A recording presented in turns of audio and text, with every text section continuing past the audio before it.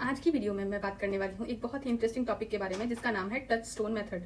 ये touch stone method क्या है और किसने दिया है जानेंगे कुछ मिनटों में। तो ये जो टच स्टोन मेथड है, सबसे पहले जो हमारे विक्टोरियन एरा के बहुत ही प्रोमिनेंट क्रिटिक और पोएट थे जिनका नाम था मैथ्यू आर्नल्ड, उन्होंने दिया था। मैथ्यू आर्नल्ड ने दिया था। उनकी जो बुक थी स्टडी ऑफ पोइट्री, उसमें that was published in 1880 around. तो उसमें उन्होंने सबसे पहले इस मेथड का नाम दिया था और इसके बारे में बताया था। एक बात याद रखिएगा कि मैथ्यू आर्नल्ड जो है ना, वो विक्टोरियन एरा के थे, लेकिन उनको क्लासिक पोएट्स और क्लासिक वर्क्स जो हैं लिटरेचर के, वो बड़े पसंद आते थे। वो उनके बहुत एडमायर थे। तो उन्होंने अपनी जो बुक थी ना स्टडी ऑफ पोइट्री, क्योंकि उसमें उन्होंने इस पोइट्री के बारे में बताया था कि पोइट्री कैसी है, क्या है, कैसी होनी चाहिए, ये सब बताया था। उसी बुक में उन्होंने यूज किया था टच स्टोन मेथड का। उनका कहना यह था कि उन्होंने पर्टिकुलरली किसी भी पोइट्री का जो वर्क होता है उसको असेस करने के लिए, उसको एनालाइज करने के लिए, उसका इवोल्यूशन करने के लिए उन्होंने एक बेंचमार्क फिक्स कर दिया।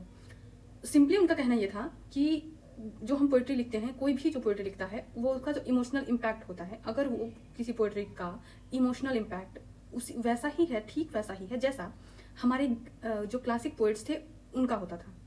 मतलब जैसे क्लासिक पोइट्स की पोइट्री पढ़ने पर हमें जैसा इमोशनल इम्पैक्ट हमारे रीडर्स पे होता था, अगर वैसा ही इम्पैक्ट अब जो पोइट्री आप लिख रहे हैं वैसा वो इम्पैक्ट कर रही है, तो वो एक हाई क्लास की पोइट्री मानी जाएगी, और या फिर वो एक हाई रैंक की पोइट्री मानी जाएगी। अदरवाइज वो पोइट्री हाई रैंक और गुड क्वालिटी की नहीं मानी जानी चाहिए।